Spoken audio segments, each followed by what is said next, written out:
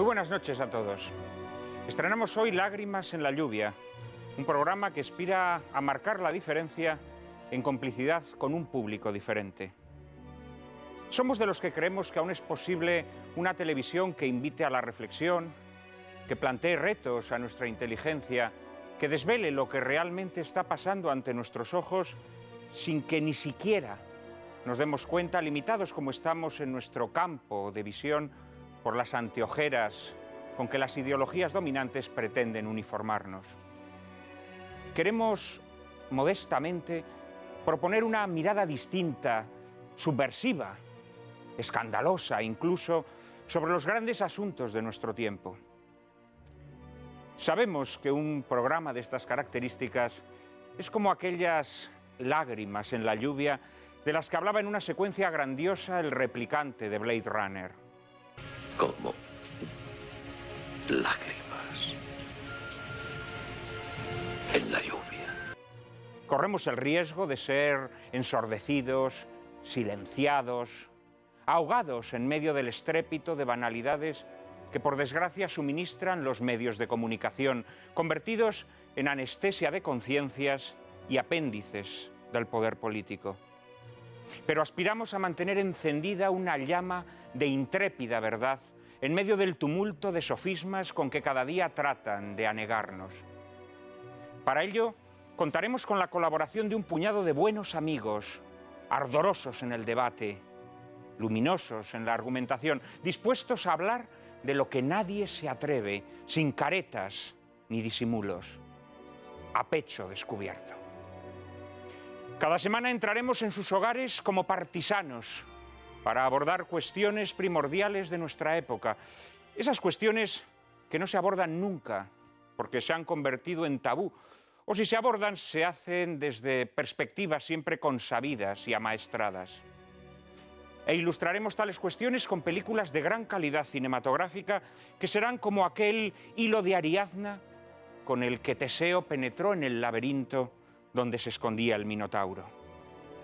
Creemos que ustedes, espectadores de Lágrimas en la lluvia, son personas sensibles y curiosas que aman, como nosotros, el gran cine clásico. Y creemos que ese gran cine clásico esconde un tesoro de propuestas interesantes y dilucidadoras que contribuyen a explicar el misterio humano.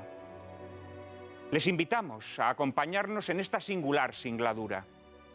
Juntos navegaremos océanos incógnitos, afrontaremos tempestades furiosas, resistiremos los cantos de sirena que traten de engatusarnos.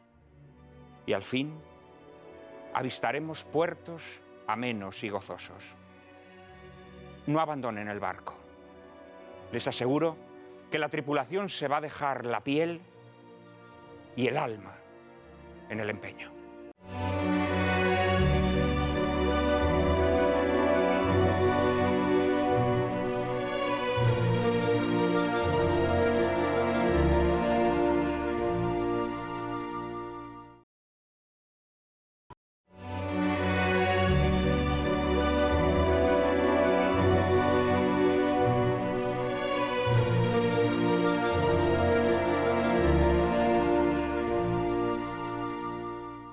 Y dedicamos nuestro primer programa a los derechos humanos, que en nuestra época han alcanzado casi el estatus de nuevo evangelio de una religión laica.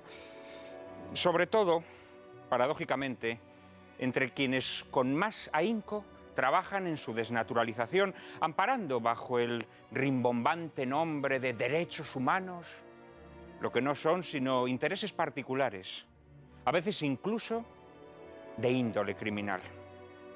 Habrán observado que nuestros politiquillos no dejan de llenarse la boca invocando los derechos humanos mientras ponen cara de éxtasis.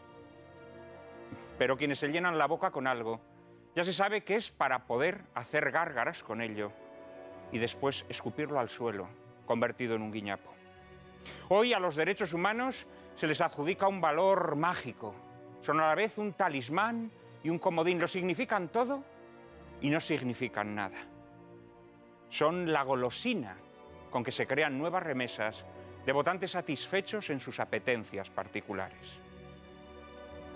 Pero, ¿qué son los derechos humanos tal como fueron formulados en la Declaración Universal de 1948.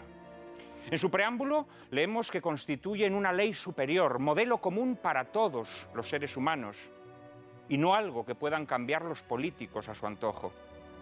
Los autores de la Declaración quisieron reconocer solemnemente el valor de la dignidad humana y explicitaron que los derechos humanos son indivisibles, inviolables e inherentes. Esto es, que nadie puede cambiarlos a su antojo porque son innatos, porque pertenecen a todos los hombres por el hecho de pertenecer a la especie humana. Pero hete aquí que ahora esos derechos inherentes a la propia naturaleza humana se cambian, se reformatean, se redefinen, se desnaturalizan, se despojan de sentido según el antojo del politiquillo de turno. Así, por ejemplo, el derecho a la vida, piedra angular de la Declaración, se conculca a través de códigos legales que admiten el aborto. El derecho al matrimonio para todo hombre y mujer, así se especifica en la Declaración, se desvirtúa mediante la legalización de uniones entre personas de igual sexo. El derecho del niño a conocer a sus padres naturales y a ser criado por ellos, o en su defecto por los padres adoptivos que restauran sus vínculos de filiación, con maternidad y paternidad, se conculca cuando los niños nacen de donantes anónimos o son adoptados por parejas del mismo sexo. La Declaración proclama el derecho de la madre y el hijo a recibir una protección social especial. Pero la maternidad es fuente de discriminación en los mercados laborales.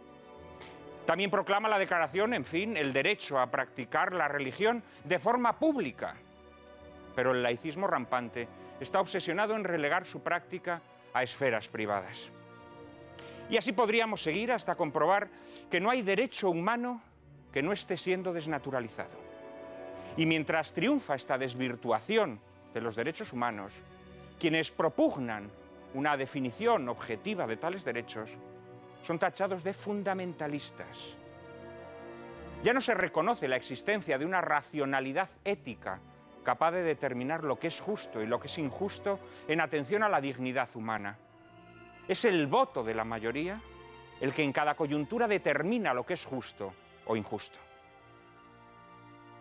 Nos hallamos, en definitiva, ante la emergencia de una nueva forma de totalitarismo, aunque esta vez, a diferencia de los totalitarismos clásicos tan ceñudos y despóticos, se disfrace de aritmética parlamentaria y filantropía.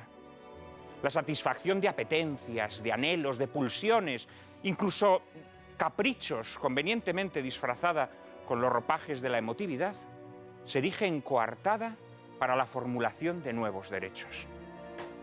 Y aquí podríamos recordar lo que Aristóteles escribió en su Política. Las verdaderas formas de gobierno son aquellas en las que el individuo gobierna con la aspiración del bien común. Los gobiernos que se rigen por intereses privados son perversos. Los derechos humanos, desgraciadamente, se han convertido en instrumentos de esta perversión política. Y la labor que desempeñaban como límite a la actuación de los poderes públicos, como garantía de una vida digna, se ha disuelto por completo. Ahora es el poder mismo el que establece qué derechos merecen ser reconocidos. Han dejado de ser una propiedad innata de los seres humanos para convertirse en concesiones graciosas del gobernante de turno, que así nos ha convertido en esclavos. Pues solo se puede calificar de esclavos a quienes renuncian a sus prerrogativas humanas con tal de satisfacer sus caprichos. Y para ilustrar el asunto que hoy nos ocupa, les invitamos a ver Esta tierra es mía, película rodada en los años más crudos de la Segunda Guerra Mundial. Fueron precisamente los crímenes atroces perpetrados durante aquellos años los que motivaron la redacción de la Declaración Universal de Derechos Humanos como instrumento para evitar el relativismo legal y el desprecio de la dignidad humana. María Cárcava, que es mi contramaestre en esta peculiar singladura que hoy iniciamos, les ofrece una primera aproximación a esta soberbia película. Pues sí, Juan Manuel. La película que vamos a ver a continuación se titula Esta tierra es mía. Es de 1943 y su director es el francés Jean Renoir, hijo del gran pintor impresionista que se había exiliado en Hollywood tras la rendición de su país. Renoir era para entonces el más consagrado de los directores europeos, con películas como La gran ilusión, La bestia humana, Madame Bovary o La regla del juego. Fue, por cierto, su segundo trabajo americano. El guión corre a cargo del propio Renoir y de Dudley Nichols, guionista de obras maestras del calibre de La diligencia de John Ford o La fiera de Minilla de Howard Hawks. Está protagonizada por el inglés Charles Laughton, íntimo amigo de Renoir, que cuenta entre su filmografía con grandes títulos como Testigo de cargo de Wilder o Espartaco de Kubrick, y que llegaría incluso a dirigir una única película, la turbadora y genial La noche del cazador. Y en el reparto también nos vamos a encontrar a la actriz irlandesa preferida por Ford, la bellísima y temperamental Maureen O'Hara, la pelirroja más inolvidable de la historia del cine, con la que, por cierto, Laughton había formado ya pareja en Esmeralda la Cingara. A estos les acompañan el siempre elegante George Sanders, un irónico Walter Slisa, que interpreta a la perfección a un oficial nazi, y una O'Connor, que interpretará a la posesiva madre del protagonista. La acción transcurre en algún país innominado, a todas luces Francia, durante la ocupación alemana en la Segunda Guerra Mundial. De este film destacan, además de la sobriedad y buen hacer de su director, la impecable interpretación de los actores y su mensaje, que es claramente un discurso sincero sobre la importancia de la dignidad humana. Todos somos héroes en potencia, pero para ser un héroe hay que querer serlo. Decía Alfred Hitchcock, nunca trabajes con niños, con perros o con Charles Laughton, para significar que nuestro protagonista de hoy, a quien dirigió en el proceso Paradigm, era muy problemático e incontrolable. Charles Laughton, en efecto, era un actor atípico, muy marcado por su físico poco agraciado, casi repulsivo, y por sus tendencias histriónicas. Laughton logra, sin embargo, en Esta tierra es mía, que el espectador se identifique con un personaje débil, medroso, acomplejado y tímido, el del maestro Lori, algo insólito en el cine de la época, protagonizado siempre por personajes fuertes. Jean Renoir confiesa en sus memorias que realizó esta película después de escuchar las bravuconadas de los exiliados franceses en Hollywood. El heroísmo a 10.000 kilómetros del enemigo es fácil, escribió Renoir. Y en Esta tierra es mía trata de ilustrar las dificultades por las que atraviesa la gente humillada y sencilla para defender su dignidad en un país ocupado, luchando contra su propia confusión moral y tratando de desterrar el miedo. Observarán que a lo largo de la película, Renoir concede la palabra a todos los personajes, incluso a los ocupantes y a los colaboracionistas, en un esfuerzo por evitar el maniqueísmo. Quizá por ello Esta tierra es mía fue un sonoro fracaso en Francia cuando se estrenó, después de la liberación.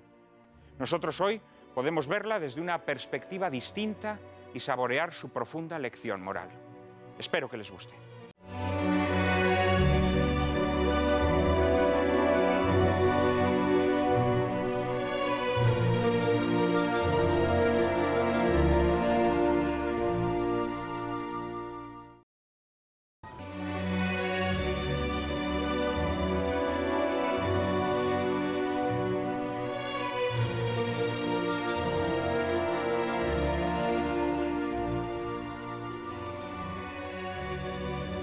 Ya han oído las últimas palabras de Maureen O'Hara. Derecho de las personas a ocupar cargos públicos según su capacidad y sin otra distinción que la de su virtud y su talento. Algo muy semejante a esto decía Santo Tomás de Aquino cuando decía que el gobierno tenía que estar en manos de los virtuosos y de los inteligentes. Lo malo es cuando ocurre como hoy, que quienes tienen en su mano el gobierno son los incapaces, son los huérfanos de virtud y de talento. En fin, para hablar sobre derechos humanos, para hablar sobre esta película, sobre lo que esta película nos propone y sobre este gran asunto medular de nuestra época, tenemos hoy aquí a 4 invitados excepcionales a quienes pasamos a presentar.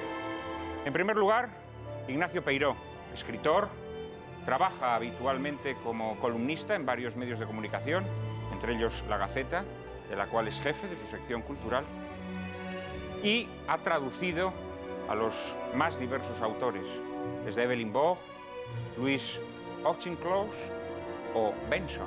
Muy recientemente he leído una traducción suya, la de Los Espiritistas, extraordinaria traducción, por cierto, y maravilloso libro que recomendamos a todos nuestros espectadores. A finales de año, Peiró publicará 2 libros, una recopilación de artículos titulada El primer bar y un libro manual llamado El arte de la masculinidad.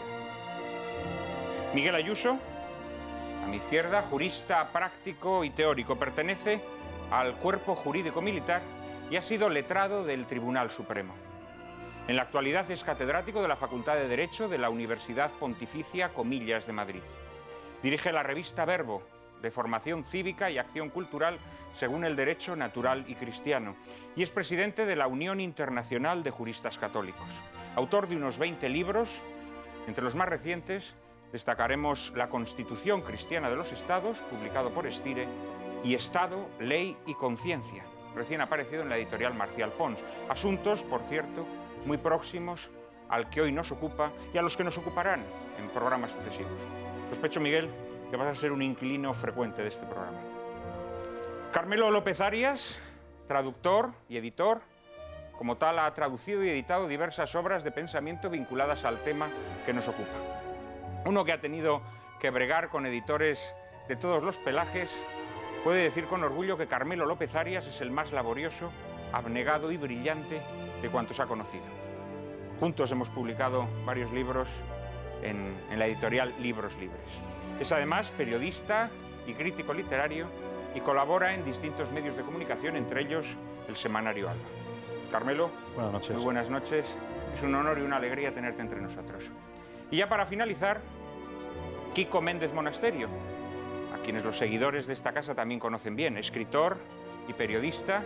Los lectores del diario La Gaceta y de la revista Alba tienen la oportunidad de disfrutar de sus artículos siempre sagaces y llenos de brío literario. Premiado en diversos certámenes, ha publicado una colección de sus relatos, Lo Nuestro y Lo Triste, y 2 novelas, Tadeo, aprendiz de pirata, dirigida al público infantil, que ya va por la 5ª edición, y La calle de la luna, sobre las tribulaciones de un adolescente en su acceso a la edad adulta. Querido Quico, ¿qué te ha parecido Esta tierra es mía? Pues me ha gustado, además no la conocía, me ha gustado la película, reconozco que me ha gustado, aunque todavía estoy algo impactado por esa despedida tan dramática, la palabra final que le dirige el maestro, magníficamente interpretado, como señalabas en la introducción, por Charles Laughton, esa palabra al llamarle a los niños ciudadanos. A mí, por iba a decir una extraña, no, por una lógica asociación de ideas, me ha venido a la cabeza la asignatura de Educación para la Ciudadanía. Y creo que bueno, podremos sacar punta porque algunos piedras de contacto creo que sí que existen, entre ese ciudadanos tan dramático que dirige Charles Laughton. Por lo demás, la película, la verdad es que sí merece la pena, solamente sea para ver a la bellísima Maureen O'Hara, que nos explica un poco por qué en algún momento todos, por lo menos yo, hemos querido ser John Wayne, ¿no? Porque realmente pues, te recuerda a la magnífica pelirroja del hombre tranquilo. Y merece la pena, claro, digo que la asociación de ideas es lógica, al fin y al cabo se trata de una película de propaganda que no deja de ser un arma más durante una guerra. Y entonces por eso a lo mejor me venía tan a la cabeza la Educación para la Ciudadanía, que también es propaganda. Pero incluso en esta película propagandística del año 42, 43, como decías, hay un cierto respeto o preocupación por presentar a los hombres de una manera no caricaturesca. También lo decías en la introducción a la película. Y es verdad, para mí todos los personajes, con sus matices, pero son o amables o, voy a decir, sí, amables o simpáticos. Y además incluyo desde el saboteador, que se presenta al fin y al cabo como el héroe escondido, hasta el mismísimo comandante alemán. Todos son personajes que Renoir nos representan de una manera que podemos entenderlos, si no amarlos, por lo menos disculparlos, ¿no? Bueno, el comandante es un personaje típico, entre otras razones, porque estamos muy acostumbrados a que los militares del cine sean personas iletradas, ¿no? Personas bastante burdas, ásperas, y este mayor, bueno, ha leído a Tácito, ha leído a Shakespeare. Y además dice que los ingleses no lo entienden. Y que además dice que los ingleses no lo entienden, que además tiene razón. Que además tiene razón. No lo entienden. Miguel, ¿qué destacarías de la película? Bueno, yo como no sé nada de cine, tengo una mayor libertad a la hora de expresarme sobre la película. A mí me ha parecido discurseadora, solemne y por momentos irritante. Al principio, sobre todo. El primer cuarto de hora me parece verdaderamente irritante, es esencialmente propagandística. Es verdad que está presentando los tipos. Y claro, esos tipos luego van a ir encarnando. Conforme los tipos van encarnando en los personajes, esa es la segunda parte, la parte central de la película, a mí me parece mucho más interesante. Y para recuperar de nuevo el carácter propagandístico, discurseador, solemne e irritante, al final con el juicio, que es grotesco, y con la escena de la lectura de la abyecta Declaración de Derechos del Hombre y del Ciudadano de la Revolución Francesa, ¿no? No es partidario. Vamos a ver. Incluso... Bueno, Miguel Ayuso viene con ganas de guerrear, ¿eh? Sí. No, pero incluso en pequeños detalles se nota que es forzada, ¿no? Cuando la niña que está tocando el piano entra para despedirse de su padre, pero es que no es su padre, parece su abuelo o su bisabuelo, es un anciano venerable, ¿no? Bueno, hombre, oye. No se Charles Lawton no se cambia de camisa. Que mientras uno es fértil puede tener hijos, ¿no? No se cambia de camisa a lo largo de toda una camisa absurda. Y luego yo estoy de acuerdo con Maureen O'Hara, pues efectivamente es una diosa, pero aparte del peinado de escarola que tiene, que no le es... No, que le ponga reparos a Maureen O'Hara, eso ya no te lo permito. Voy a poner uno. O sea, aquí hay libertad de expresión, pero ya con Maureen O'Hara no. Voy a poner uno, y es que para una maestra de la República Francesa, de la République, pero si es que parece una Ursulina posconciliar. Una Ursulina posconciliar es más osada en su modo de vestir que yo no quiero desmerecer a las Ursulinas ni preconciliares ni posconciliares, pero sospecho de que no tendrán muchas entre sus efectivos tan guapísimas como Maureen O'Hara. No nos pasemos con Maureen O'Hara. No, pero tienes razón. La película introduce conceptos, bueno, evidentemente republicanos, franceses, ¿no? Al mismo tiempo, yo creo que es una película que, teniendo cuestiones muy discutibles, creo que también tiene cuestiones interesantes. Por ejemplo, si os dais cuenta, en la película aparecen sobre todo 3 colaboracionistas muy evidentes: el alcalde, George Sanders, el novio de Maureen O'Hara, y el juez. Claro, el juez es un colaboracionista. A fin de cuentas está administrando justicia en un territorio ocupado. Sin embargo, hay cosas en donde Jean Renoir, a pesar de estar haciendo una película de propaganda, como tú bien has dicho, sin embargo, tiene ese rasgo de humanidad que tienen los grandes maestros solo. Y es cuando vemos cómo el juez se alegra de que Charles Lawton haya sido declarado inocente por el jurado. Ese es un momento de humanidad que se sobrepone, digamos, al esquematismo ideológico propio del momento. O sea, que la película, dentro de esa beta propagandística, también tiene cosas de gran humanidad palpitante que saltan de vez en cuando, ¿no? A pesar de estar un poco impedidas por la circunstancia del momento. Muy buenas, don Carmelo. Buenas noches. Es un placer tenerte aquí. Lo mismo digo. No, desde luego coincido en que es una película excelente como película de propaganda. Yo, en mi cabeza, la he mezclado inmediatamente con Casablanca, porque transcurre en un escenario parecido. Creo que es mucho mejor Casablanca, que quizá tiene un guión un poco disparatado, no tan elaborado como este, pero gana la historia de los personajes, la historia personal del enamoramiento entre Ingrid Bergman y Humphrey Ward, supera la historia sentimental en esta película, que es meramente accesoria. Yo creo que es interesante, a efectos de valorar la propaganda que incluye la película, pensar en a quién está dirigida. Hemos escuchado en la presentación que fue un fracaso en Francia tras la Segunda Guerra Mundial, probablemente porque dibujaba una humanidad de todos los personajes que no estaba teniendo lugar en Francia en el momento en que... Era la época de la depuración, la época en la que los comunistas toman el mando establecen unos tribunales siniestros Exactamente. y digamos que la humanidad que destila la película de Jean Renoir no estaba bien vista en ese momento. Claro, por eso la propaganda realmente no va dirigida contra los franceses que no podían ver esta película y además a quienes se podía haber suministrado muchos otros argumentos para la resistencia, porque simplemente tienes a tu país invadido, no te hace falta mucho más para movilizarte. Va dirigida a quienes la podían ver en Estados Unidos y de hecho los discursos que pronuncian, tanto en activa los colaboracionistas como en pasiva el militar alemán cuando intenta convencerles de ellos, van mucho en la línea de explicar a las posibles personas que fuera de Francia o fuera del escenario directo del combate podían estar asistiendo a las noticias de la Segunda Guerra Mundial, explicarles una causa dibujada idealmente, que es la que al final se sintetiza en los derechos humanos que lee Charles Laughton al final, que podía estar siendo cuestionada, ¿no?, en los países en donde sí se podía ver la película. Yo creo que la propaganda va dirigida ahí y quizá es ahí donde es más, digamos, más pernicioso el mensaje que transmiten ese tipo de mensajes que dicen los personajes, ¿no? Vamos a hacer un pequeño corte publicitario y enseguida estamos otra vez con ustedes.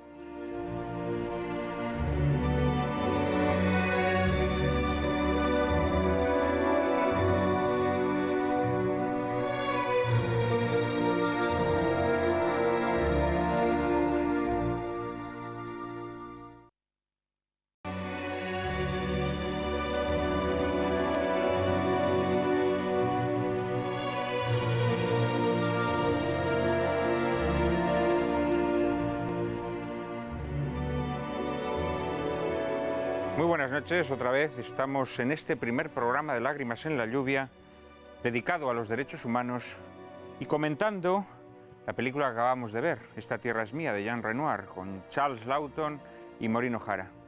Y quedaba que nos diera esa primera impresión sobre la película nuestro cuarto invitado de esta noche. Ignacio. Muy bien, gracias, Juan Manuel. Pues a mí me parece que es una película de factura limpia y sobria, y lo digo esto obviamente como elogio, aunque en ocasiones puede ser un poco esquemática. Sin embargo, el hecho de que los personajes tengan un cierto claroscuro moral, de alguna manera, es decir, que el bueno, pues de alguna manera, pues, sea compatible al final la valentía con unos inicios de cobarde, etcétera, o que precisamente un militar alemán el ejército de ocupación pues pueda citar a Tácito en latín con cierta soltura, hace pensar también en unos ciertos guiños de dulzura de la civilización amenazada, como es, por ejemplo, además de lo que he mencionado, el papel del maestro, que a mí en ocasiones se me ha hecho un poquito chirriante, de tanto como lo santifican, me ha olido un poquito demasiado institución libre de enseñanza y a un rasgo machadiano un poco full, pero hay un sentido de que el maestro debe ser ejemplar,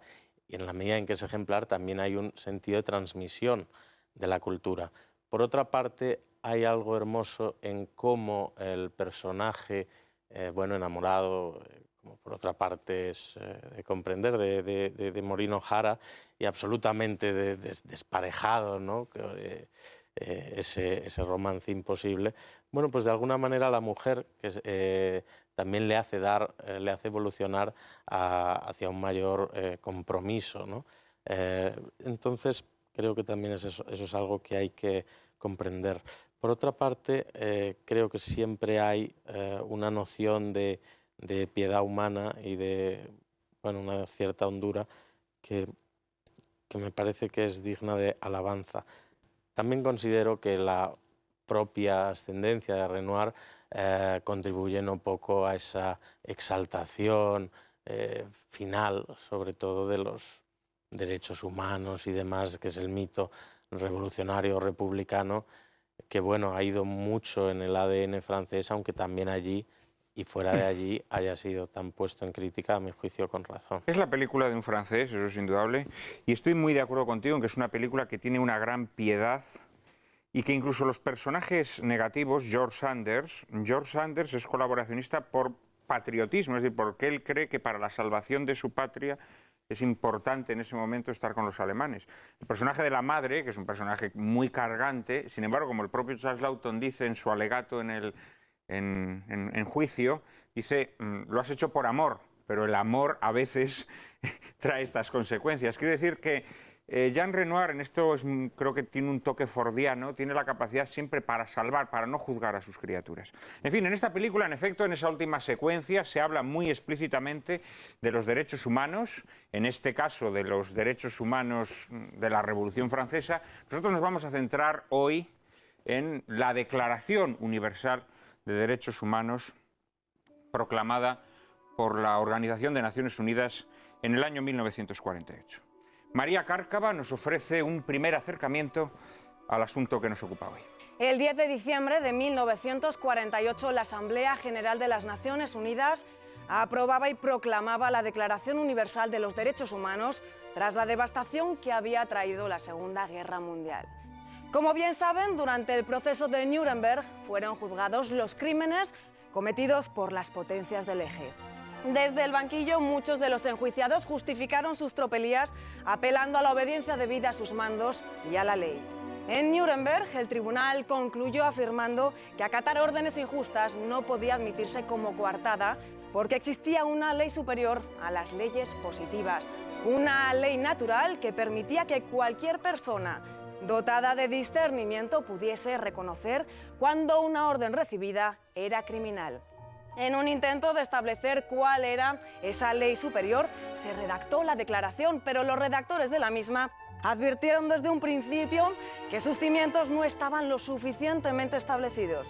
Mientras tales cimientos no fuesen claramente definidos, serían vulnerables a intentos de control por parte de los estados que, en nombre de los derechos humanos, olvidarían el interés general para terminar satisfaciendo sus intereses particulares. El premio Nobel Czesław Miłosz, al referirse a los cimientos éticos que fundamentan los derechos humanos, nos alertaba sobre el peligro de que aquellas bellas y emotivas palabras se convirtieran en realidad en una suerte de decorado que encubriese un abismo sin fondo. ¿Durante cuánto tiempo, se preguntaba, nos mantendremos a flote si se retira su base? Y es que cuando la base sobre la que se fundan los derechos humanos empieza a ser discutida, la declaración se convierte en un texto muy frágil. Asistimos hoy a una paradoja lastimosa. A la vez que Occidente exhorta al resto del mundo a respetar los derechos humanos, se niega a definir de forma objetiva el significado de tales derechos. A la vez que arbitra sanciones para aquellas naciones que conculcan los derechos humanos, a la vez que legitima intervenciones militares, está debilitando tales derechos como fuente de autoridad, olvidando el bien común y la dignidad humana para beneficiar variopintas reivindicaciones particulares. Y lo que se hace en beneficio de unos pocos acaba siendo perjuicio para otros muchos. Esto es lo que hoy está ocurriendo. Sin el cimiento de una base moral, el edificio jurídico de los derechos humanos se está desmoronando y con sus escombros, un nuevo totalitarismo disfrazado de democracia está construyendo un artilugio que sirve a su provecho. ¿Creéis que la Declaración Universal de Derechos Humanos fue desde su origen ese decorado de bellas y emotivas palabras que encubría un abismo sin fondo? ¿O pensáis, tal como lo describe Miłosz, o pensáis que por el contrario esto es algo que ha ocurrido después? ¿Creéis que los redactores ya eran conscientes de lo que iba a pasar? ¿O pensáis que lo que está pasando es una traición al espíritu originario de la declaración? Sí. Yo no tengo duda de que está en el origen el veneno de la declaración. Maritain, personaje al que no me gusta citar por razones estrictamente higiénicas, pero que tuvo en los medios católicos, liberales y demócratas cristianos y sigue teniendo un peso enorme, declaró con impudicia en 1947, cuando se estaba ya procediendo a la elaboración de la que finalmente fue la declaración, que habida cuenta de que no se podían poner de acuerdo sobre el fondo y sobre el fundamento, bastaría que se pusiesen de acuerdo sobre cuestiones estrictamente prácticas, como su garantía. Es decir, que había una renuncia a fundar los derechos y a encontrar un fundamento de esos derechos. Esa renuncia no es no se puede calificar de un modo benévolo, porque por eso me he atrevido a decir con impudicia, que es un término que tiene una connotación severa, soy consciente de ello, porque implica verdaderamente una prohibición de preguntar, implica un cerrar los ojos, implica una asunción irracional. Y desde mi punto de vista eso es lo que está en el origen de los derechos humanos. Está en la Declaración del 48, como lo estuvo en la de 1789, como está en las declaraciones internacionales y constitucionales, que todas tienen el mismo origen y todas tienen la misma progenie. Yo cuando decías el origen, porque aunque hablemos evidentemente sobre la declaración de 1948, no podemos olvidar, además la película nos da pie, cuáles son sus antecedentes, ¿no? Y el antecedente es el libro, es el librito, es la Declaración de los Derechos del Hombre y el Ciudadano, pero que tiene varios, ¿no? Bueno, hay diversas tesis. Hay quienes dicen que el origen es esa, hay quienes dicen que el origen es la Declaración de Estados Unidos, hay quienes dicen que es la ley natural. Sí, pero yo digo que es ese porque de las frases que lee Charles Laughton y luego continúa Mariano O'Hara, algunas sí están recogidas en la del 48. Por ejemplo, aunque no tal cual, la que le dice la ley es la expresión de la voluntad del pueblo. Claro, y sobre todo hay eso y la obsesión por los niños. Me refiero a que, si os acordáis, tanto el director del colegio como el comandante alemán, como Charles Laughton al final, lo que hablan es de los niños, de cómo llegar, cómo mandar ese mensaje a los niños. Claro, realmente, cuando decía que la ley es la expresión de la voluntad del pueblo alemán está allí presente con los dos soldados alemanes. Esa es la voluntad del pueblo alemán. Entonces a mí, que parezca un poco bárbaro, no me parece tan diferente realmente el comandante alemán con el jefe de la resistencia. Es decir, los dos tienen la misión, la obsesión por trasladar a los niños un concepto. El del alemán, pues lo conocemos todos, pero que no es el antisemitismo, matar judíos, no, también tiene una parte amable ese discurso, es el Reich de 1000 años de paz, es decir, ningún totalitarismo vende su propaganda a base de sangre y horror, no, también todos prometen un universo, una utopía en la Tierra. Y la de Presidente también, y digo, ¿por qué me trasladaba la película? Porque el comandante alemán se refiere a que hay que llevar a los niños, el jefe de la resistencia también, y la Declaración de los Derechos Humanos de 1948, más que llegar a un acuerdo, dice también algo para que los países, las élites o los intelectuales puedan, o los legisladores puedan tomar. Lo que dice no es que sea distribuido, expuesto y leído y comentado en las escuelas y otros establecimientos de enseñanza. O sea, esa obsesión del comandante alemán, del jefe de la resistencia, y se continúa también en el preámbulo del 48. Esa es una obsesión común. Hombre, yo creo que el mal, digamos, el mal que tienen todas estas declaraciones está en el concepto de libertad, concepto que de forma muy esquemática y burda expone, leyendo la Declaración de la Revolución, Charles Laughton, cuando dice que los hombres son libres para hacer todo aquello que no perjudique a otros. Claro, cuando tú dimites de la racionalidad ética, es decir, de la capacidad para enjuiciar si sus actos son justos o injustos, y el ser justo o injusto única y exclusivamente depende de que perjudiques o no a otro, desde ese momento ya te estás haciendo a ti mismo una trampa. Porque tú siempre te vas a convencer de que tus actos no perjudican a otros. Esa es la tesis de Kant, que está en el origen de las declaraciones. Claro, efectivamente.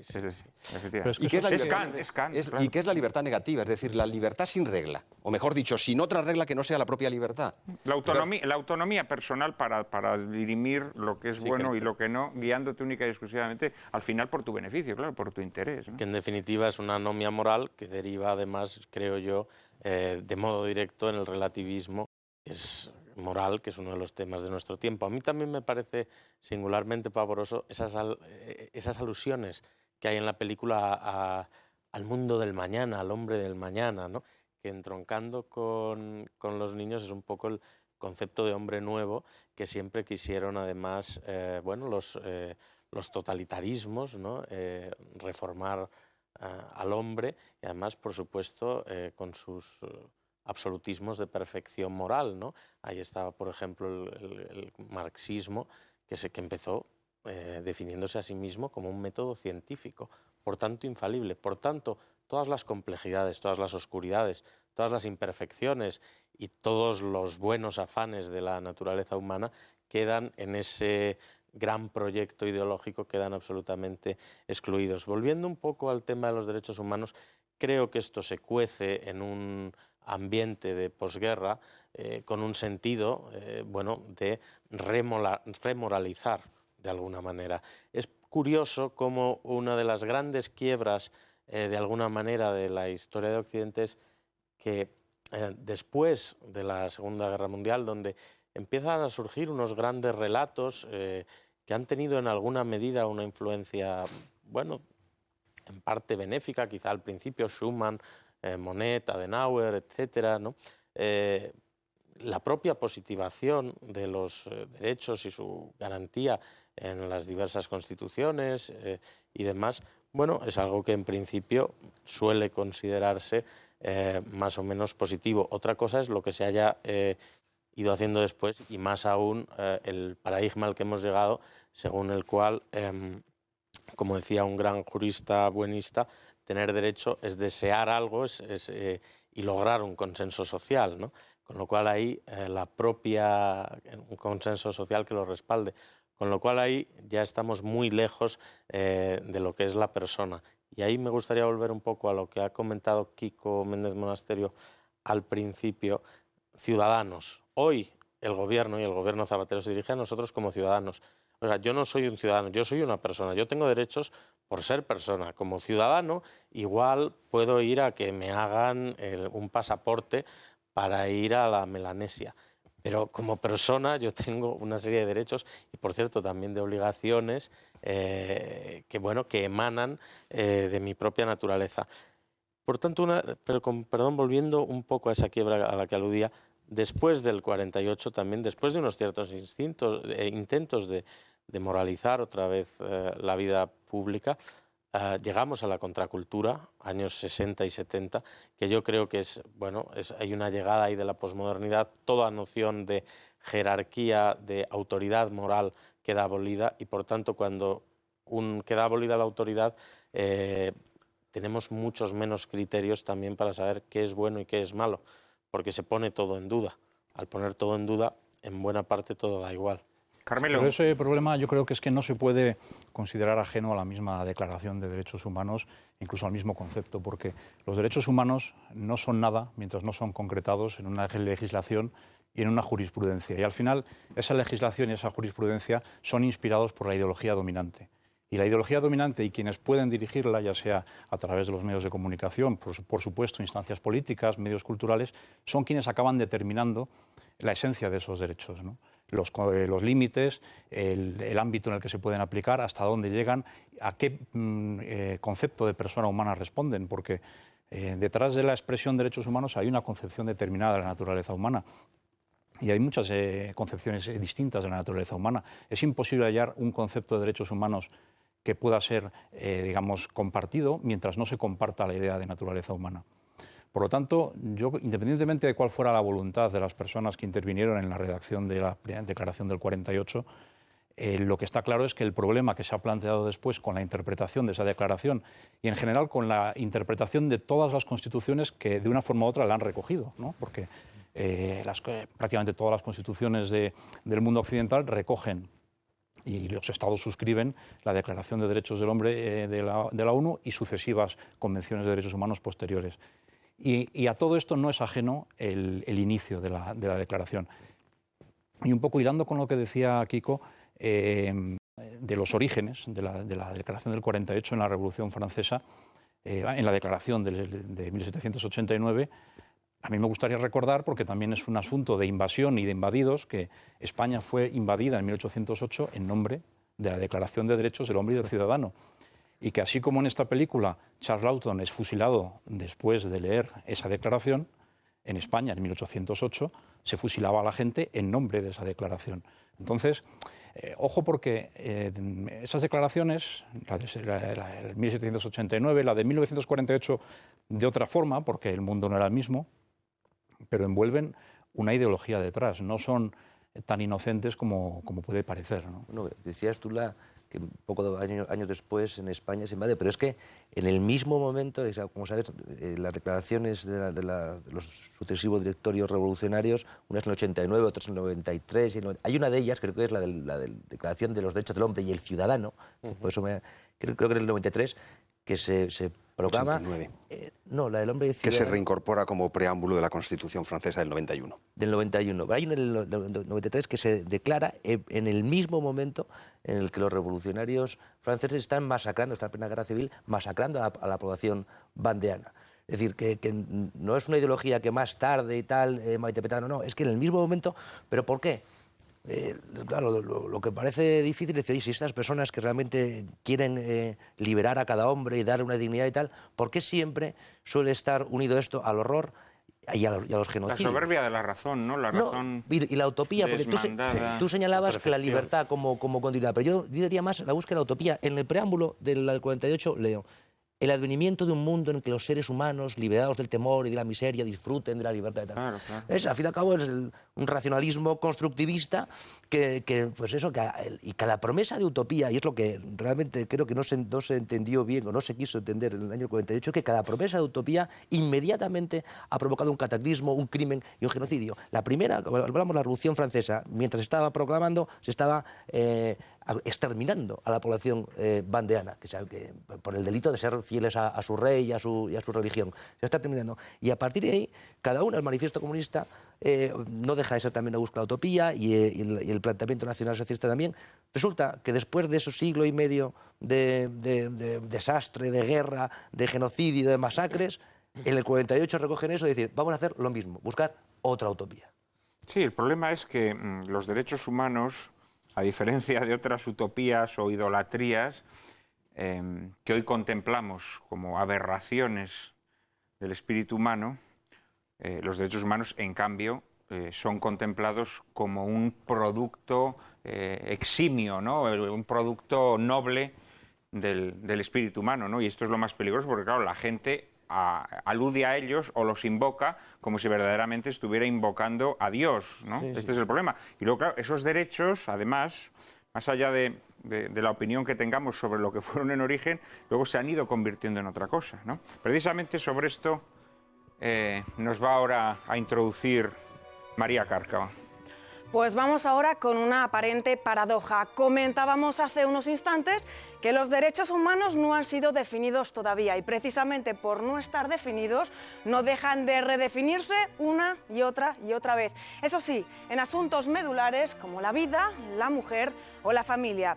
Así surgen nuevos y falsos derechos que se materializan en legislaciones lesivas contra algunos derechos humanos originarios y que terminan beneficiando a unos pocos y perjudicando normalmente a la mayoría, incluso a la propia convivencia del cuerpo social. Quienes defienden una definición objetiva de los derechos humanos pronto son tachados de fundamentalistas, pero a nadie se le escapa que cuando no existe un modelo en el que se sustente el derecho, el poder se convierte en el único derecho y eso significa vía libre al totalitarismo y a sus mecanismos eficaces y sobre todo alienadores. Al establecer que son inherentes a la persona, los redactores de la Declaración Universal se supone que pretendían significar que eran derechos de naturaleza prepolítica, constitutivos de la persona y también apolíticos, porque no son construcciones del poder, que independientemente de su orientación ideológica debe reconocerlos y luchar por su preservación. En los últimos años, sin embargo, se trata de imponer una nueva versión de los derechos humanos, caracterizada por la proclamación de sedicentes derechos nuevos que no son sino el camuflaje con el que se trata de satisfacer intereses particulares, a veces el derecho de la vida sustituido por un derecho al aborto, el derecho al matrimonio convertido en algo nuevo, el derecho a expresar públicamente la fe o creencias religiosas constantemente coartada, la familia reformateada, etcétera, etcétera. Los derechos humanos han dejado de ser definiciones objetivas para convertirse en acuñaciones moldeables según la conveniencia social del momento, según las preferencias ideológicas de una determinada formación política que ostenta una mayoría parlamentaria. Los estados, bajo el maquillaje de la democracia, han emprendido una nueva senda totalitaria que trata de modelar las conciencias de sus ciudadanos con la inestimable ayuda de la propaganda y la adhesión lacayuna de los principales medios de comunicación, con el propósito de avergonzar e intimidar a quienes disienten de este proceso de redefinición constante y tratando de crear una apariencia de opinión mayoritaria. ¿Este proceso creéis que empezó en algún momento?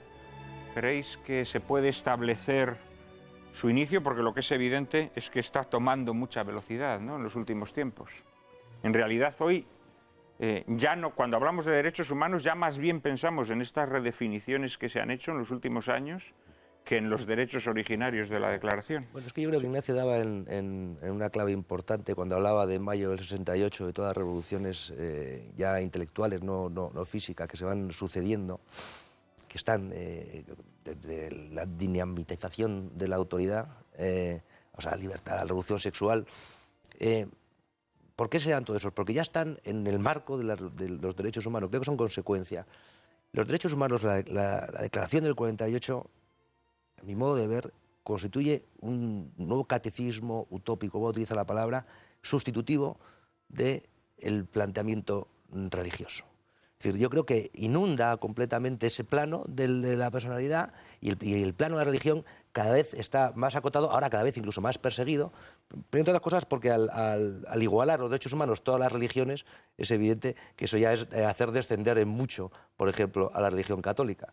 Y en ese plano las religiones quedan ya muy arrinconadas y todo es lícito o no conforme a esa declaración de los derechos humanos, que parece una nueva ley universal, un nuevo decálogo, en el que si estás dentro de ello más o menos puedes vivir, puedes pasear en Occidente. Claro, pues eso hay que redefinirlo. Y lo define el mayo del 68, si ha sido capaz de echar abajo toda una estructura legal en Occidente, ¿cómo no va a redefinir también los derechos humanos? ¿Por qué? Por decíais antes, porque esos derechos humanos no están fundamentados en nada que no sea el poder político. Es el poder político el que en 1948 dicta este catecismo laico, este catecismo laicista, que los derechos humanos, y dice, ya no hace falta otro planteamiento, no hace falta el plano religioso. Es cuestión de acento, sin duda, pero yo concuerdo con lo que decía Ignacio Peiró, de que hay una agravación, una exasperación, una aceleración del proceso nihilista y disolvente que está a la base de los derechos humanos a partir de lo que se ha denominado la posmodernidad y su concreción en el hecho histórico de mayo del 68. Esto es sin duda.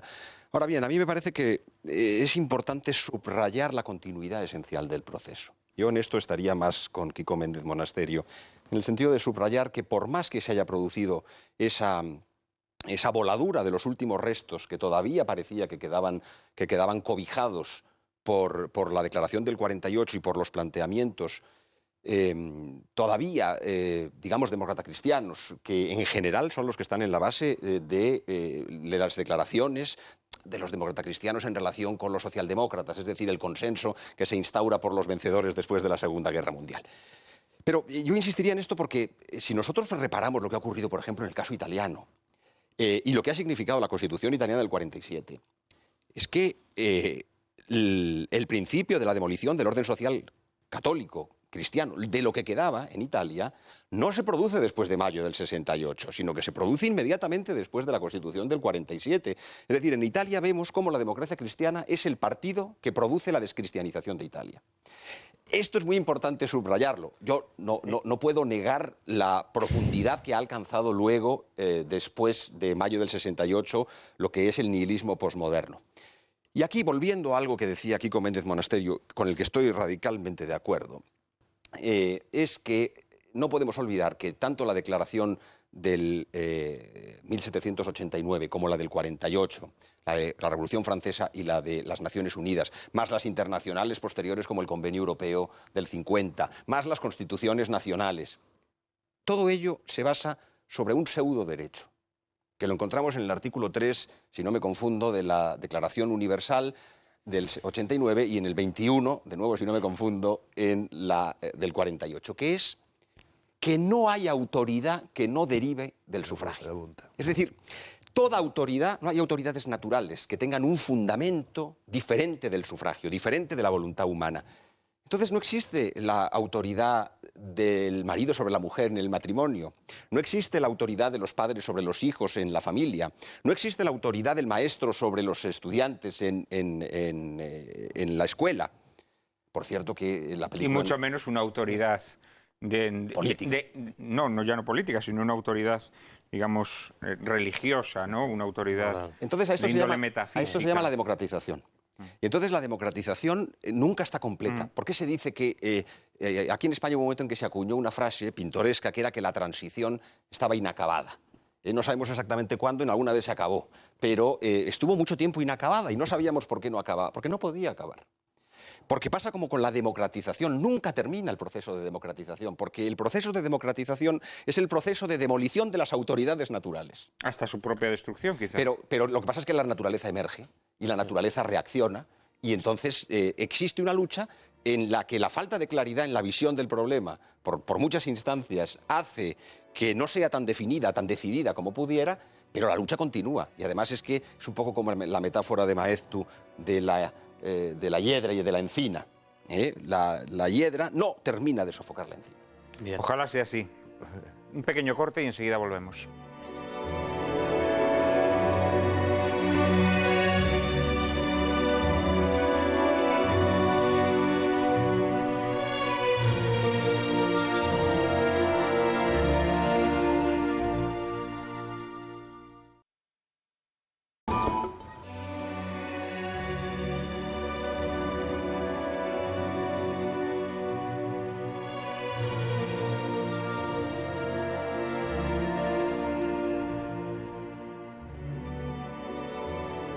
En el anterior bloque, Miguel Ayuso rememoraba una célebre metáfora de Ramiro de Maeztu en la que comparaba a España con una encina que corría el riesgo de ser sofocada por la hiedra.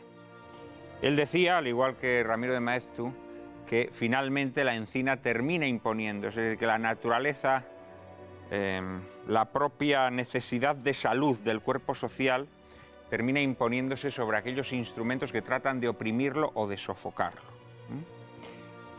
Esto a lo mejor en el momento en que Ramiro de Maeztu lo escribió, se podía decir. Hoy tenemos cada vez más síntomas de que quizá la hiedra termine por asfixiar al cuerpo social. No sé cómo lo veis vosotros. Bien, hombre, es cierto que Maeztu tuvo una gran capacidad profética, siempre, aunque ahora mismo sea un hombre... un autor excluido de los libros de texto, totalmente excluido. Bien considerado y que por eso mismo da más placer citarlo, pues está muy bien. Yo quería incidir un poquito en lo que veníamos comentando, porque creo que es de tremenda actualidad el anclaje moral, digamos, de los derechos humanos. O sea, la fundamentación última es algo a lo que se ha referido, y con perdón por hacer otra cita incorrecta, Benedicto XVI en su reciente viaje a Inglaterra. Lo ha preguntado, lo ha lanzado a los grandes capitostes del mundo y de la política reunidos en Westminster. Ha aludido a la cuestión de, bueno, si esto no se fundamenta en algo sólido, si no fundamentamos al final el derecho en algo sólido, incluso tendencialmente, bueno, al final el poder tiende a manejar esa base quebradiza, esa base sin fijeza, de modo que va, como se dice ahora, concediendo derechos precisamente a sus ciudadanos. Yo te concedo el derecho de... Se genera una perversa relación de dependencia agravada además por el buenismo con que se conceden esos derechos. No, yo le concedo a usted gozar del medio ambiente. Tiene usted derecho a no sé qué. Además, eso coincide con un momento, precisamente desde la contracultura, ¿no?, que surge 60-70 de enorme narcisismo por el cual toda petición se convierte en exigencia, debe positivarse y claro, váyanle a uno a chistar si lo que uno reclama es un derecho, por ejemplo, el derecho a eliminar la transfobia o algo así, que de pronto transfobia, ¿no? Que sí.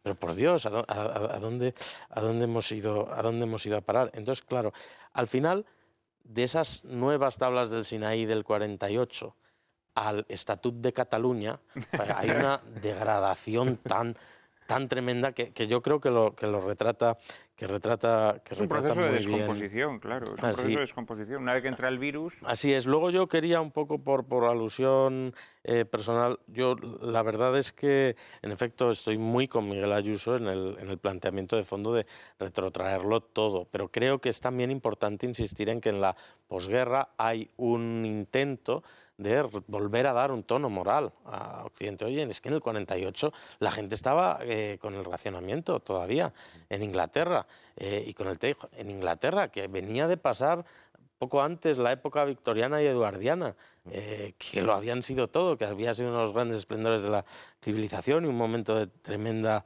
autoestima, digamos, como país. Hay que tener muy en cuenta esa gran quiebra moral que hay, y precisamente Benedicto XVI alude también, creo que es en su vida, en su biografía, a cómo él vio con una cierta frustración cómo esos propósitos de sacar a flote otra vez la moral de Occidente se vieron de inmediato, se vinieron abajo, ¿no? En cuanto a la democracia cristiana italiana y demás, hombre, hay que tener en cuenta que, en primer lugar, bueno, aquel viejo dicho de que con Italia nunca se puede ser muy pesimista, que yo creo que es una gran verdad. También hay que tener en cuenta que el Partido Comunista con más fuerza de Occidente fue el Partido Comunista Italiano, en lo raro que fuera. También hay que tener en cuenta el apoyo, a veces no siempre habilísimo o acertado, de la Iglesia a la democracia cristiana en Italia y en aquella coyuntura, y su condición fatal, seguramente de mal menor. Hay que tener en cuenta que a partir de los 60-70, por ejemplo, las Brigadas Rojas llegan a tener un nivel de apoyo popular, unos tipos crudelísimos y de una endeblez intelectual asombrosa, llegan a tener como héroes románticos, porque luchaban por una democracia genuina, ¿no? Llegaron a tener un sustento popular que hoy nos sorprendería y nos avergonzaría.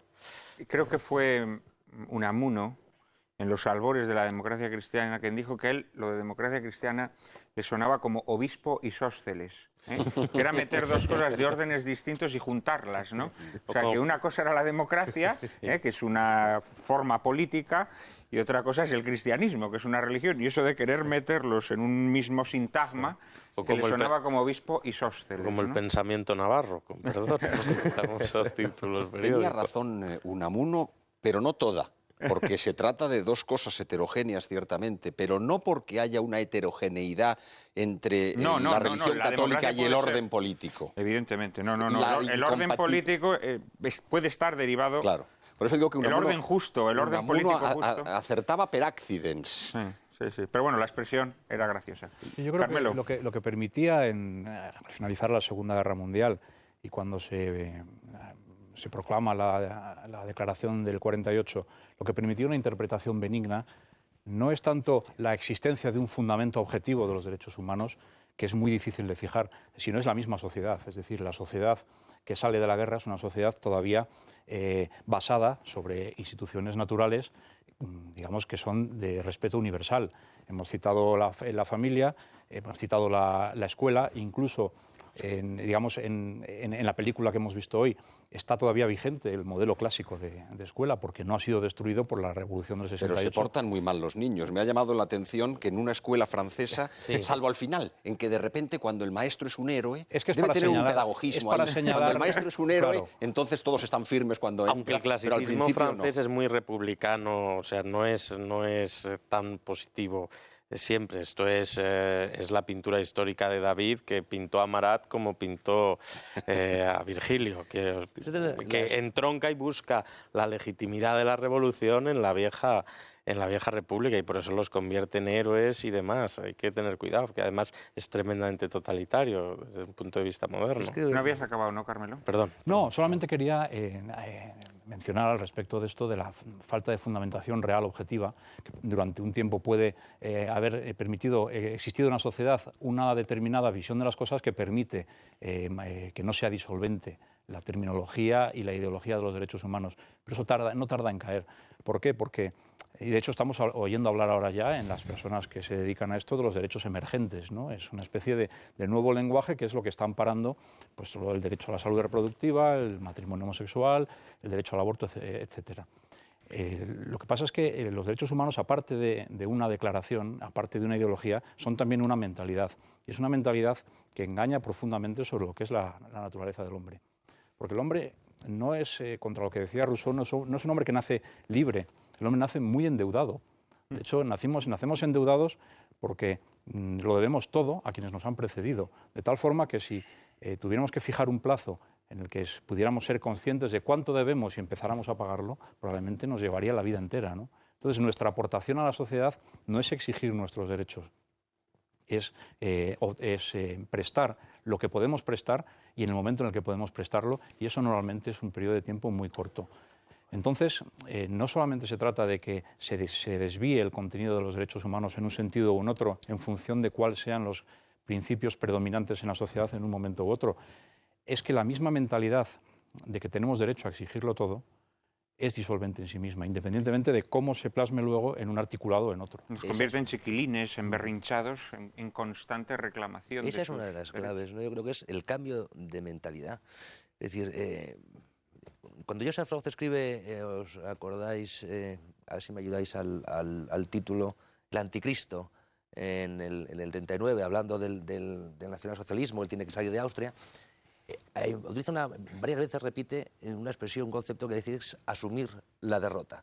Y creo que de alguna manera nosotros debemos empezar a acercarnos a ese planteamiento. Hay que asumir la derrota. Es que la mentalidad que ha cambiado ya es una mentalidad muy difícil, con la que es muy difícil trabajar. La mentalidad que decía Ignacio, de cualquiera se siente con derecho a exigirlo todo, desde una plaza de funcionario hasta que le den hasta la cátedra. No, pero a ser su contrario, la persecución que nace de esa exigencia. Es decir, el Semario Alba la semana pasada, no el que se publicaba el viernes, el del viernes anterior, señalaba como una fotógrafa que se dedica a hacer bodas, bautizos y comuniones, estaba encausada en México. ¿Por quién? Por la Comisión de Derechos Humanos de México. ¿Por qué? Por haberse negado a acudir, sin su negocio, a acudir a fotografiar una boda de homosexuales. Esa mentalidad es la que es realmente difícil de combatir. Porque hasta a mí me resulta difícil argumentar en un foro, decir, oye, no, claro, es que esta señora no está discriminando. Sí, está discriminando. Ella dice, a ti no, porque sois una pareja igual. Luego sí hay una discriminación, luego sí está atentando contra los derechos humanos, luego la vamos a llevar a la guillotina otra vez. Es que además esa mentalidad que muy acertadamente describía Kiko tiene su traslación incluso en términos técnico-jurídicos. Yo hoy no he querido hablar demasiado, hasta ahora no lo he hecho.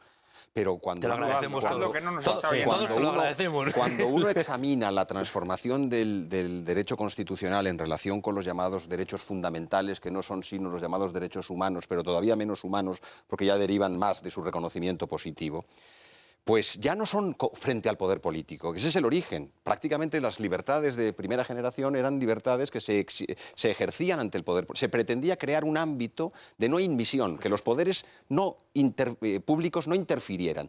En cambio, ahora se dice que hay una eficacia horizontal de los derechos fundamentales. Luego, por tanto, los derechos fundamentales se ejercitan también respecto de los particulares. Y entonces ahí es donde entra todo este tipo de cuestiones. Sí, contra. Es muy bonito tanto lo que acabáis de aludir ahora como lo que dijo Carmelo, también en ese mismo sentido de que venimos muy endeudados, ¿no? Eso, en realidad, es una observación muy luminosa porque, bueno, somos seres sociales naturales.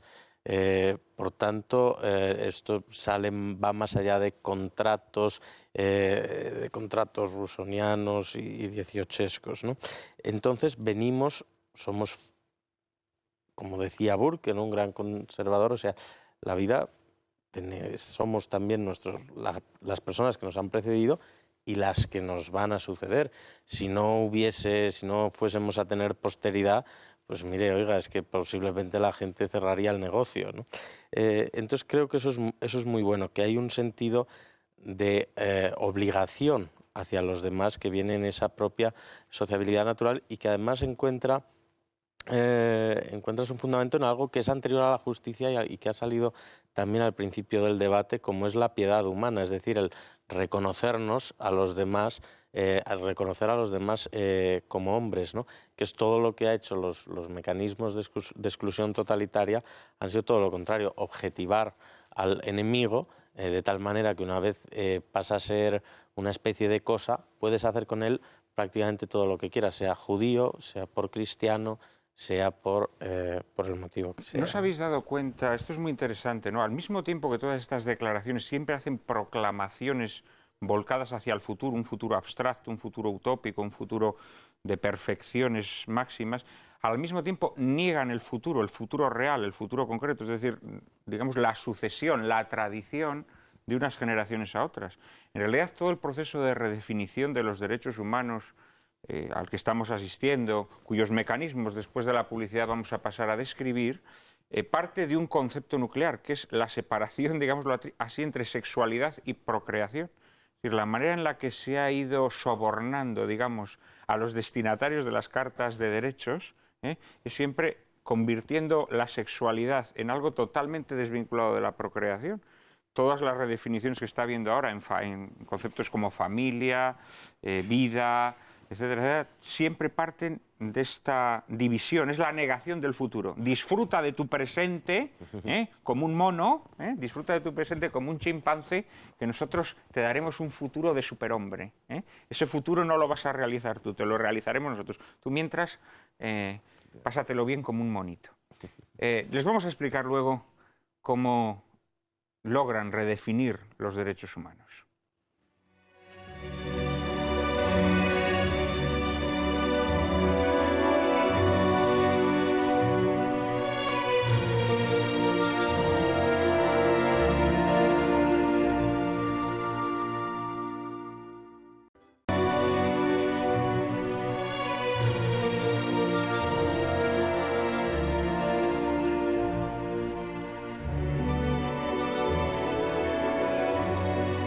Y vamos a tratar de explicarles cómo actúan quienes promueven esta desnaturalización, esta redefinición de los derechos humanos. Lo hacen de forma muy astuta. Su objetivo es crear artificialmente una opinión pública favorable a esos falsos derechos que pretenden instaurar, a la que es obligatorio adherirse si no se quiere ser arrojado al infierno de los réprobos. Para lograr esta desnaturalización, deben impedir que la Declaración Universal, en los términos en que fue redactada, cumpla el propósito con el que fue concebida, que es el de proteger la dignidad humana, inspirando tanto las relaciones internacionales como las legislaciones nacionales. Lo vamos a ver en este gráfico.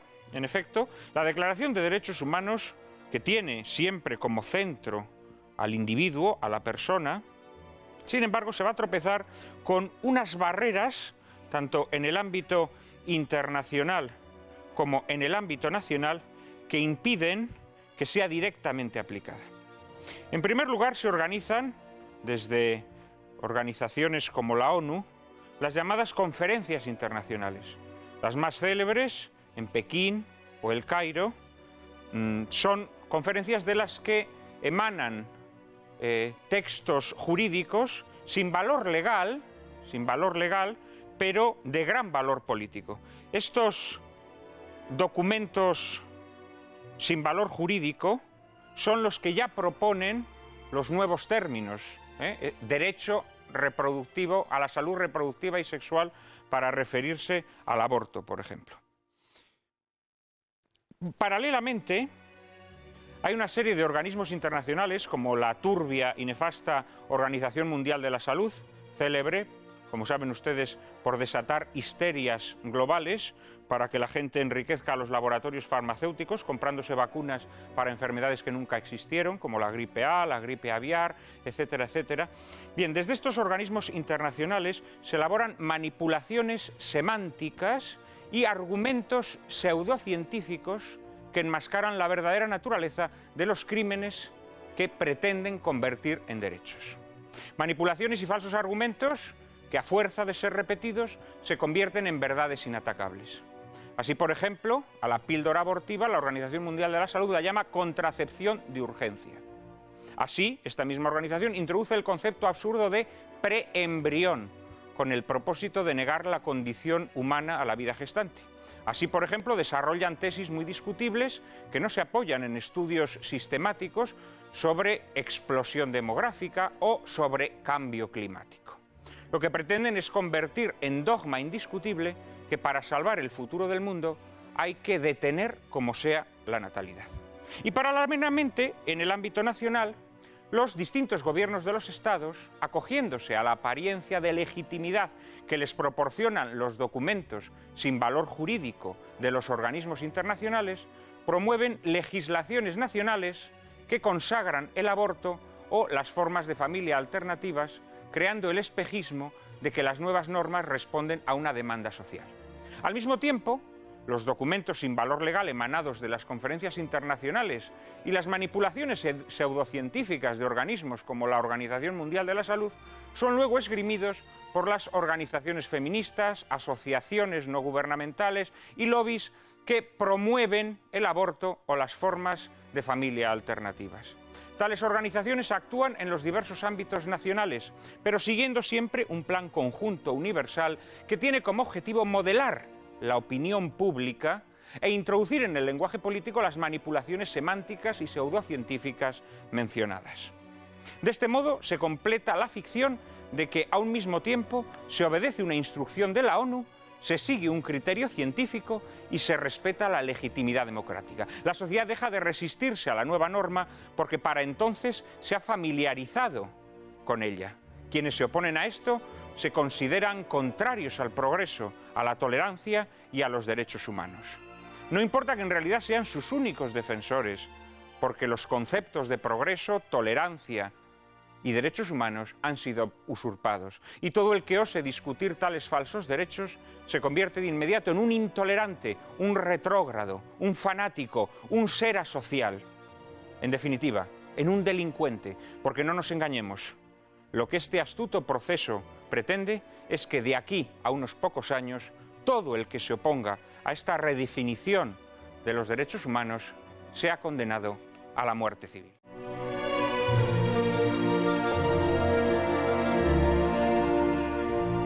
Y así se llega a la sacralización de estos nuevos derechos humanos que nadie se atreve a discutir por temor a ser expulsado a las tinieblas. Se legitima una especie de pensamiento único ante el cual deberían desaparecer todas las demás formas culturales de interpretación del mundo, incluidas las religiones tradicionales. Y a nadie se le escapa que la interpretación más molesta es la que ofrece la Iglesia Católica. ¿Por qué? Por tener una autoridad unitaria expresada a través de la doctrina y el magisterio de los papas. Llegados a este punto, es bueno recordar que la Iglesia Católica no solo se ha adherido a la Declaración de 1948, sino que la ha hecho propia, considerándola en su origen una realización de la ética cristiana. Pero si es vista como enemiga, es precisamente porque se niega a reconocer como derechos humanos las redefiniciones de los últimos decenios. Hay, en efecto, en la Iglesia Católica una decidida oposición a las restricciones de la libertad religiosa y a los llamados derechos reproductivos. Y esto la convierte en el enemigo a batir en un mundo que pretende sustituir toda tradición religiosa por una supuesta ética laica fundada en los derechos humanos, concebidos, eso sí, como negociables y modificables. En abril de 2008 así hablaba Benedicto XVI ante la Asamblea de la ONU sobre los derechos humanos. Hoy es preciso redoblar los esfuerzos ante las presiones para reinterpretar los fundamentos de la Declaración y comprometer con ello su íntima unidad, facilitando así su alejamiento de la protección de la dignidad humana para satisfacer meros intereses, con frecuencia particulares. La Declaración fue adoptada como un ideal común y no puede ser aplicada por partes separadas según tendencias u opciones selectivas que corren simplemente el riesgo de contradecir la unidad de la persona humana y, por tanto, la indivisibilidad de los derechos humanos. Bueno, es verdad que hoy a la Iglesia le corresponde ese difícil papel, ¿no? De al mismo tiempo que ha hecho propia la Declaración de Derechos Humanos, se ha convertido, digámoslo así, en la bicha de todos los organismos internacionales que promueven su redefinición. No hay día en que no se pida que la Santa Sede sea expulsada de la Organización de Naciones Unidas, no hay día que no se monten campañas de prensa internacionales en torno a declaraciones del Papa que ponen en entredicho estos nuevos derechos de salud reproductiva y sexual, etcétera, de una posición difícil, ¿no? Pero tenía también cierta lógica, entendiendo si se comparte lo que hemos hablado hasta ahora. La Declaración del 48, que asume la Iglesia Católica, no deja de ser una trampa. Lo primero lo comentábamos, al igualar a todas las religiones. Claro, el mundo actual, la mentalidad actual, vemos con cierta sorpresa cómo se acoge con más simpatía a los planteamientos de la Pachamama que hace Evo Morales que al discurso intelectual sólido y brillante de Ratzinger. ¿Por qué? Pues porque uno molesta y el otro no. Así de sencillo. O sea, la estructura intelectual, la fuerza de toda la filosofía, la metafísica, todo lo que es una construcción de siglos del pensamiento cristiano, molesta a la nueva mentalidad. La Pachamama de Evo Morales pues, se convierte en algo pues, folclórico que incluso hasta puede venir bien, ¿no? Sí, yo creo que es lógico que la Iglesia, ante un discurso dominante como es el de los derechos humanos y una declaración que ha suscrito, intente darle la interpretación más benévola posible. Pero yo creo que hay que tener cuidado porque ese no es el terreno del mensaje natural de la Iglesia, que el mensaje de la Iglesia es un mensaje de salvación, que tiene unas connotaciones en todos los ámbitos de la vida, pero que no responde a su prioridad esencial, que es la salvación. ¿Qué ocurre? Que cuando se fundamenta exclusivamente el discurso en los derechos humanos se llega a contradicciones insolubles. Lo hemos visto, por ejemplo, en el reciente referéndum suizo sobre los minaretes, ¿no? Donde hemos visto cómo, mientras el pueblo cristiano, en buena medida, votaba en contra de la proliferación de minaretes en Suiza, teníamos a los obispos suizos votando a favor. Y se ha pasado igual en el tema de las caricaturas de Mahoma. Claro, si el tema de las caricaturas de Mahoma lo analizamos solamente con los derechos humanos, tenemos dos opciones.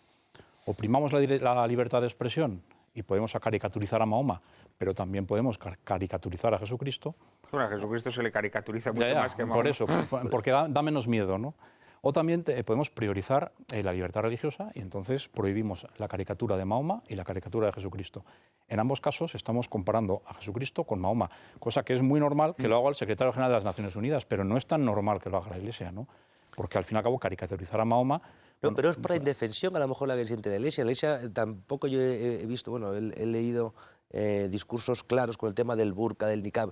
¿Por qué? Porque a lo mejor a ponerse a decir, oye, yo lo he oído en tertulias de afamados liberales, oye, la comparación del burka con la toga de las monjas. Es decir, oye, es que el tocado de las monjas y tal, oye, cuando se dice, no, es que esa mujer va obligada a portar un burka.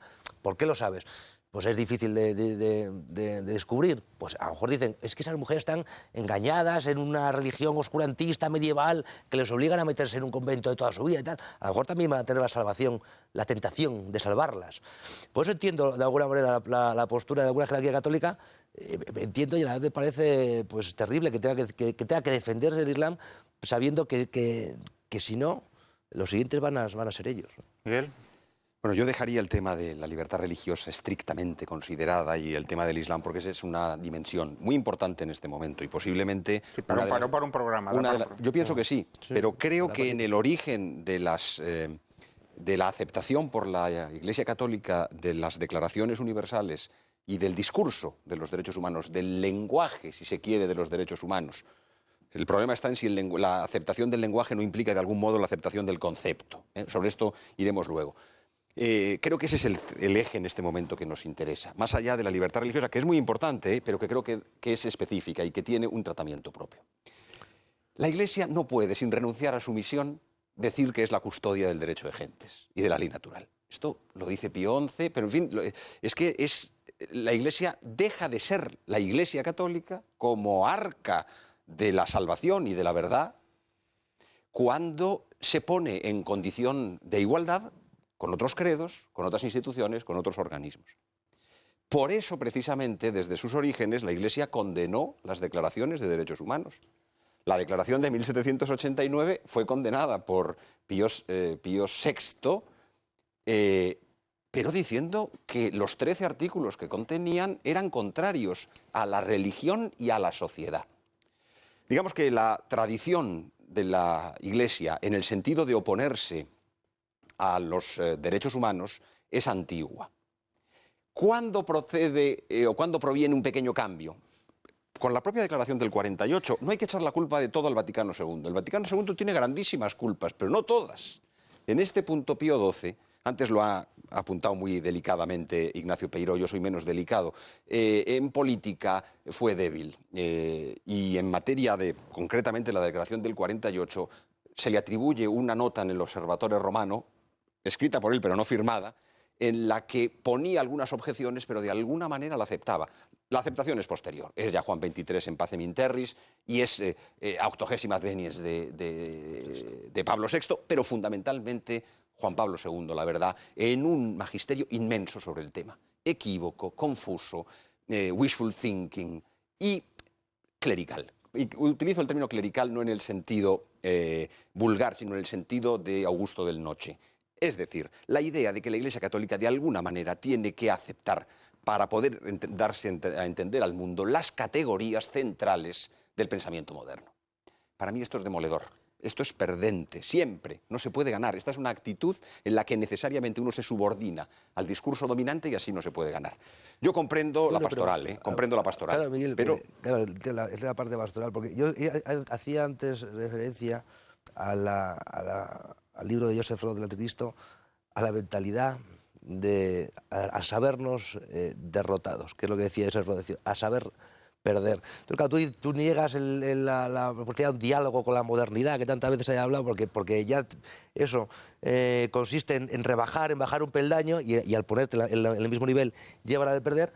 Pero a lo mejor también hay que diferenciar lo que ha sido la civilización cristiana de lo que es la religión cristiana. Yo creo que es el momento, no soy nada optimista, como puedes ver, soy más pesimista aún que tú.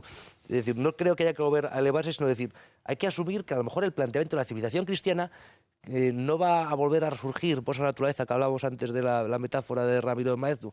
No, porque la mentalidad está ya tan absolutamente golpeada, perjudicada, pervertida, que hay que llevarla, pues no sé, pero no siempre el cristianismo ha sido una... Yo creo que el diálogo con la cultura ha sido una nota característica del cristianismo desde sus orígenes. Ahí está el discurso de San Pablo en el Areópago. Lo que pasa es que sí es verdad que San Pablo, a la vez que adopta el lenguaje de la época, la célebre por ti vivimos, nos movemos y existimos, son términos de la filosofía griega, que él incorpora, digámoslo así, al mensaje cristiano. Pero también es verdad que él, a la vez que intenta hablar con el lenguaje de la gente de su época, sin embargo, no renuncia a lo propio. Y de repente le dice a los griegos, les habla de la resurrección de la carne y eso provoca escándalo en los griegos. Y los griegos se marchan, no quieren ya seguir escuchándolo. Claro, el problema es que la Iglesia ahí se vuelve en una situación muy difícil. Es decir, por una parte tiene que procurar hablar con el lenguaje de la cultura en la que le toca vivir. Pero por otra, el problema está en renunciar a sus propias categorías para asumir las categorías ajenas. Ese delicado equilibrio es el que ha provocado... Sus categorías deben ser siempre religiosas, no políticas. Es decir, no querer aferrarse a una política anterior. Lo de religioso se derrama sobre los otros ámbitos de la vida. Son religiosas y son culturales. Es decir, el concepto de ley natural, por ejemplo, es un concepto que es la base de la doctrina social de la Iglesia. Sí. Es decir, que si nosotros prescindimos, orillamos el concepto de ley natural, no estamos prescindiendo, digamos, ¿es un elemento religioso? No. ¿La ley natural pertenece al orden sobrenatural o revelado? No, pertenece al orden natural. No, pero si el planteamiento, yo estoy de acuerdo contigo, el planteamiento es distinto. Es decir, ¿pero puede existir la Iglesia católica en China o no? Es decir, que el hecho de existir, de mantener limpio el mensaje, no tiene por qué llevar a una imposición de una cultura, de una política, y decir, lo que ha sido la civilización cristiana, que es que ha iluminado a todo Occidente. Oye, pero es que también existía el Oriente. Ahí también se puede existir ahí las iglesias. De la inculturación. Es un problema moderno, interesante, sin duda alguna, y no cabe duda de que ese diálogo, yo creo, estoy de acuerdo con Juan Manuel de Prada, no estoy negando esa posibilidad de acuerdo y de asimilación. El problema es que la ortodoxia católica se ha asentado sobre una serie de principios y sobre una serie de criterios, sobre una serie de términos, de conceptos, que son los que son. Es decir, si nosotros hablamos de transubstanciación para referirnos al misterio eucarístico, la transubstanciación no se puede hacer sin comprender lo que es la substancia. Y la substancia es una categoría aristotélica que luego Santo Tomás de Aquino desarrolla. Si nosotros negamos la transubstanciación porque decimos que es un término que va ligado demasiado a un contexto cultural, y decimos, entonces ya caemos pues, en las herejías del posconcilio, la transfinalización, la transsignificación y un conjunto de inventos que no son más claros, pero que son simplemente como un intento de concesión ante lo que es un lenguaje determinado, que es el de la tradición de la Iglesia. Bien, yo la verdad es que creo que de Pío XII a esta parte, incluso antes, en general a los papas el mundo contemporáneo viene comprendiéndoselo todo. Creo que no ha faltado claridad. Creo que de hecho ahí están las acerbas críticas que con que suelen regalarles los oídos. Por otra parte, creo que es cierto que aun cuando algunos miembros de las puntuales de la jerarquía católica, algún obispo y demás, sienta la tentación de que le acepten un poquito en la mesa para dialogar, etcétera, hay que tener en cuenta que los demás ya tienen bastante en cuenta la autoridad y el prestigio de la Iglesia. Es decir, aunque la Iglesia quiera ser igual a los demás saben también siempre con quién están tratando. O sea, tú no puedes ocultar lo que es un edificio con un patrimonio moral que es muy grande, y si no, bueno, pues comparemos el peso moral del anglicanismo con el peso moral del catolicismo. Creo que eso es algo que es bastante evidente. Que tenemos que escuchar cosas un punto estrafalarias como aquel artículo de David Cameron en que el gobierno de Inglaterra y la Iglesia Católica estamos muy implicados, ambos mano a mano en la lucha contra el cambio climático. Bien, no deja de ser sorprendente, pero el mundo ya intuye que la Iglesia Católica no acepta sus categorías sin ningún resquemor. Si el tenor literal, es decir, palabra por palabra, tú puedes inscribir el texto, por ejemplo, de la Declaración de los Derechos Humanos en un marco de ley natural, pues ¿por qué no vas a hacerlo? Digo, al fin y al cabo es la Iglesia Católica, no son cátaros. Queridos amigos, tenemos que dejarlo. Bueno, buena prueba de que no ha asimilado el lenguaje del mundo es que es el enemigo a batir. Por eso digo. A nuestros queridos espectadores, muchas gracias por estar con nosotros hoy aquí. Muchas gracias a nuestros 4 invitados. La semana que viene tendremos un asunto tan interesante como este que enseguida les pasamos a exponer.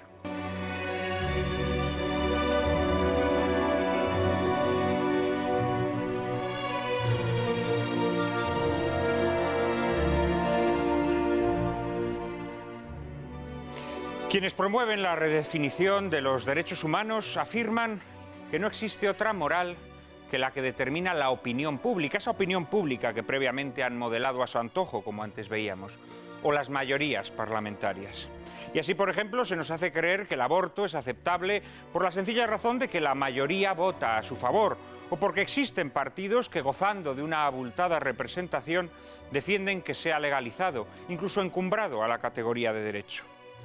Entonces, hemos de concluir, también el genocidio debería aceptarse si quien lo perpetra fuese elegido democráticamente por una mayoría, como los alemanes de los años 30 hicieron con Hitler. ¿Por qué no? Es pura lógica, pero es la lógica del mal. Si nos rebelamos contra el genocidio, ¿por qué no lo hacemos contra esta redefinición de derechos que está desarrollándose ante nuestros ojos? Porque hemos sido sobornados. Porque el poder ha sabido aprovecharse de nuestras debilidades, de nuestros intereses egoístas, dándoles categoría de derechos. Somos más esclavos que nunca, porque hemos renunciado a nuestra capacidad de discernimiento moral. Este es el drama de las democracias occidentales. Este es el huevo de la serpiente que están incubando y que acabará destruyéndolas. Hemos reducido las cuestiones éticas a cuestiones pragmáticas de conveniencia. De este modo se conculca la afirmación príncipe de la Declaración Universal, la igualdad de todo ser humano, rechazando que puedan considerarse seres humanos dotados de derechos los niños gestantes y los embriones descartados o usados con fines de investigación. Es la religión de la adoración del hombre, según la cual los seres humanos pueden encontrar la felicidad en la realización de sus propios deseos egoístas sin límites morales, biológicos o sociales. Sobre la actividad desarrollada por los organismos internacionales con la ONU y la Unión Europea a la cabeza en pos de imponer esta nueva religión, hablaremos en un programa próximo. Pero antes tendremos una huelga general que al equipo de Lágrimas en la Lluvia lo pillará trabajando. El próximo viernes tienen una cita con nosotros. Hablaremos del movimiento sindical, de su génesis heroica, de su compleja evolución y paulatina conversión en una casta subvencionada que ha dejado de representar a los trabajadores. Ustedes, desde sus casas, tienen la oportunidad de proponernos para el futuro otros grandes asuntos de calado que quisieran ver abordados desde una perspectiva distinta. María Cárcava les explica cómo. Pues es muy fácil.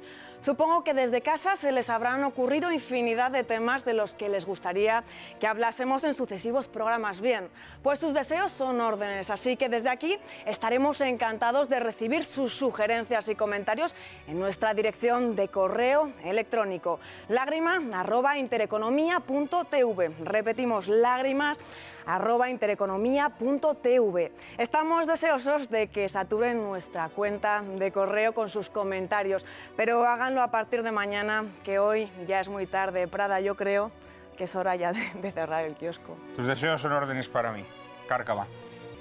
A ustedes les espero el próximo viernes en nuestro programa sobre sindicalismo. Ilustraremos nuestro debate con una magnífica película, Las uvas de la ira, basada en la novela de John Steinbeck, protagonizada por Henry Fonda y dirigida por el maestro entre los maestros del séptimo arte, el irrepetible, irreductible, inconmensurable John Ford. No se la pierdan. Ya saben que a partir de ahora ya no podrán llorar lamentando que la televisión es un desierto de la inteligencia y el buen gusto. Ahora ya pueden refrescarse en el oasis que cada viernes les brinda lágrimas en la lluvia. Que ustedes lo disfruten.